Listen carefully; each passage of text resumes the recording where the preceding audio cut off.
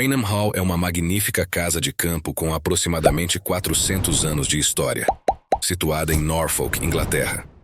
Esta imponente residência tem servido como lar da família Townsend desde sua construção e ganhou notoriedade mundial ao ser o cenário da enigmática fotografia da Senhora Morena.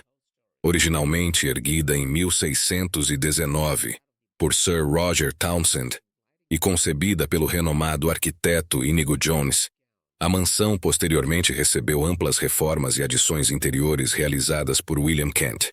Inicialmente pintor de carruagens, Kent se destacou na criação de projetos residenciais e móveis, e muitas de suas obras-primas podem ser admiradas em Raynham Hall, como uma chaminé finamente esculpida, portas ornamentadas, pinturas em mosaico e um esplêndido teto de mármore que se tornou símbolo do local. A propriedade se estende por 7.000 acres, abrangendo as primeiras 7 milhas ao longo do rio Wensum, e é considerada um dos edifícios mais antigos de Norfolk, com uma arquitetura inspirada no estilo europeu clássico.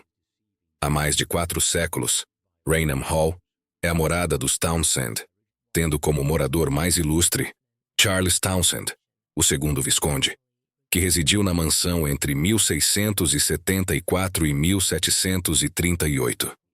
Durante a Segunda Guerra Mundial, o governo britânico requisitou a mansão, transformando-a em uma base militar onde soldados viveram lado a lado com os membros da família Townsend, até o fim do conflito.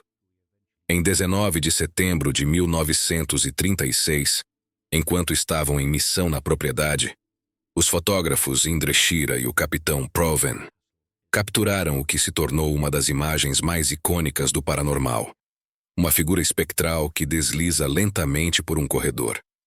Acredita-se que essa aparição, conhecida como a Senhora Morena de Raynham, seja o espírito de Lady Dorothy Walpole, uma amante da mansão do século XVIII. É provável que muitos de vocês que assistem a este vídeo já reconheçam a imagem que aparece agora, mas poucos sabem que menos de um ano antes de ser capturada, a proprietária da residência, a distinta jovem Gladys Townsend, viúva da marquesa, havia publicado um livro repleto de relatos verídicos sobre fantasmas. Nele, ela confessava: "Acredito em fantasmas e já faz muitos anos que moro em uma casa que sem dúvida é assombrada." Vale destacar que Gladys não foi a única aristocrata de Raynham Hall a nutrir essas convicções. Tampouco foi a pioneira a registrar experiências sobrenaturais. A cerca de 200 milhas ao norte de Raynham Hall, encontra-se o imponente castelo de Chillingham, em Northumberland. Esta antiga fortaleza foi lar da condessa americana Leonora Tankerville, popularmente conhecida como Lady Leonora, que começou a documentar avistamentos paranormais em seu castelo do século XIII, já em 1895. Curiosamente, sua primeira experiência com o inexplicável no local, que passou a ser chamado de Chillingham, ocorreu em um sonho.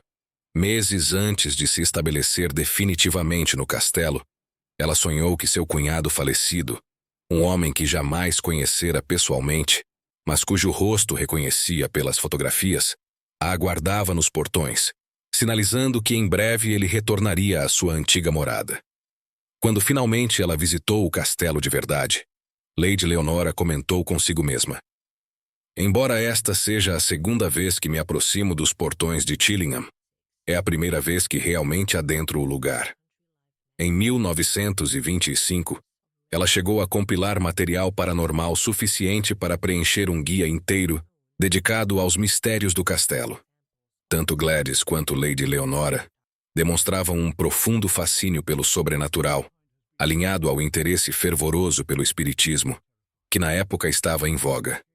Ambas investiam significativamente em tudo que envolvesse o mundo espiritual, especialmente nas histórias relacionadas às suas próprias residências. Esse foi um período marcado pela decadência e pela perda que assolavam muitas mansões outrora imponentes. E para os proprietários que enfrentavam dificuldades, manter uma lenda assombrada era uma forma de se conectar com um passado repleto de glamour e mistério. No auge do século XVIII, Raynham Hall, com suas imponentes paredes de tijolo vermelho, era renomado por sua arquitetura elegante e ousada, por suas luxuosas coleções de arte e pela influência do poderoso proprietário.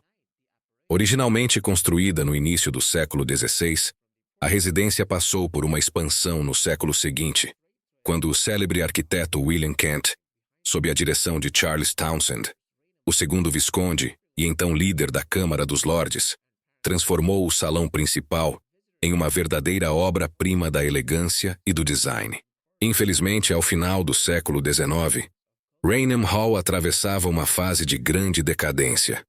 Esse declínio foi resultado de uma severa crise agrícola, combinada com os hábitos excessivos de gastos de seus proprietários, o que culminou na ruína da magnífica mansão.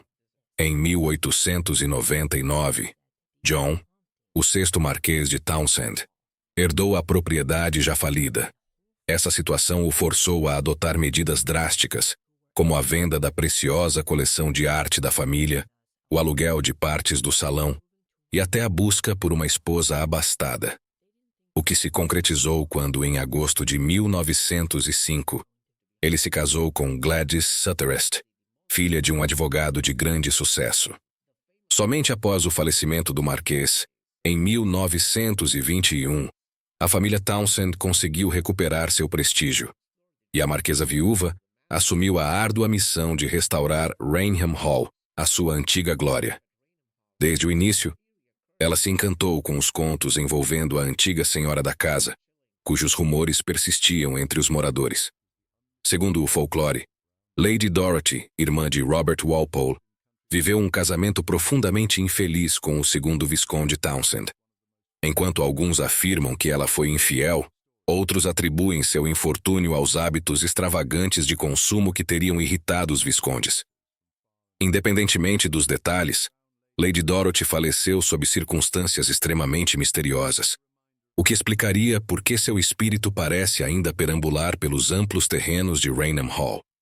O primeiro registro documentado de sua aparição data de 1835, quando o Major Loftus relatou ter visto uma figura feminina sombria, vestida com trajes de época em tons de marrom, com os olhos vazios, quase como abismos. No ano seguinte, o capitão Frederick Marryat, amigo íntimo de Charles Dickens, alegou ter disparado sua pistola contra a Senhora Marrom, um tiro que teria atravessado a aparição espectral que emergia do batente de uma porta, envolta em névoa. Durante o período em que Gladys residia na mansão, seu filho George e um amigo também afirmaram ter encontrado a enigmática figura nas escadas, onde a visão translúcida permitia vislumbrar as escadas por trás dela, causando tanto terror quanto fascínio. Munida dessas diversas histórias, a marquesa viúva arquitetou um plano inusitado para resgatar a reputação de Raynham Hall. Ela escreveu um livro sobre casas assombradas, com sua própria residência ocupando o lugar central na narrativa. Em 1936, uma coletânea de 32 relatos macabros teve início com Raynham Hall. Esses contos não só reiteravam a lenda da Dama Marrom, mas também ressaltavam o esplendor arquitetônico da mansão e sua ligação com importantes acontecimentos históricos, como o avistamento do fantasma do primeiro duque de Monmouth, um relato peculiar que se transformou em um brilhante golpe publicitário.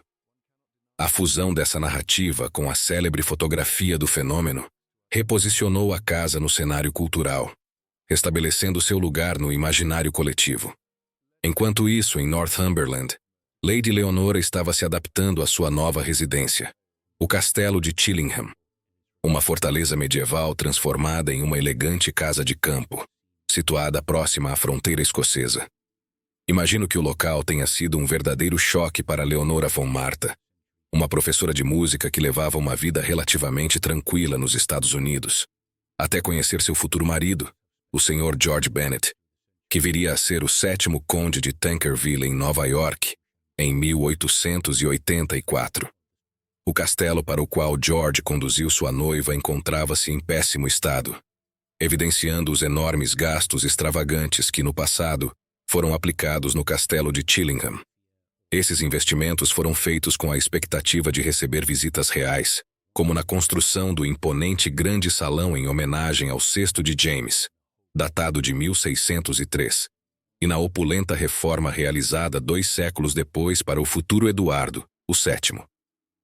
Contudo, Após mais de 150 anos de paz com a Escócia, o castelo perdeu sua relevância estratégica, transformando-se meramente em uma propriedade familiar considerada impraticável. Os primeiros dias de Lady Leonora no castelo de Chillingham foram meticulosamente registrados em seu diário, retratando a experiência de uma recém-casada ansiosa e desorientada naquele ambiente desconhecido. Ela descrevia o desconforto causado pelo clima úmido e pesado da Inglaterra, os cafés da manhã pouco inspiradores e as longas e solitárias noites passadas em seu quarto, enquanto os demais moradores se reuniam no lounge até altas horas. Contudo, para combater a solidão, Lady Leonora encontrou refúgio na caça a fantasmas. De acordo com relatos da antiga governanta, em seu diário ela escreveu: "Passei a tarde inteira visitando os locais de avistamentos sobrenaturais. Jamais imaginei que tantas aparições compartilhassem este mesmo teto." Ela registrou diversos relatos, incluindo o de uma senhora idosa, possivelmente vítima de envenenamento ou da peste, que frequentemente surgia implorando por água. Outro fenômeno recorrente era o da aparição de uma criança envolta em uma aura azul vibrante.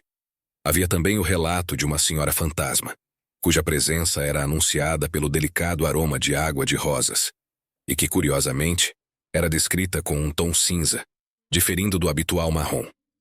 Após o falecimento de seu marido em 1931, Lady Leonora deixou o castelo de Chillingham, que permaneceu desocupado por cerca de 50 anos, até ser adquirido pelo atual proprietário, Sir Humphrey Wakefield.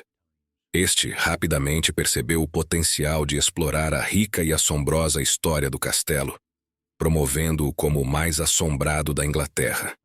Atualmente, o local oferece passeios noturnos com velas acesas e experiências de pernoite assustadoras, atraindo aproximadamente 20.000 visitantes por ano. Em contraste, Raynham Hall parece fugir da fama de assombração.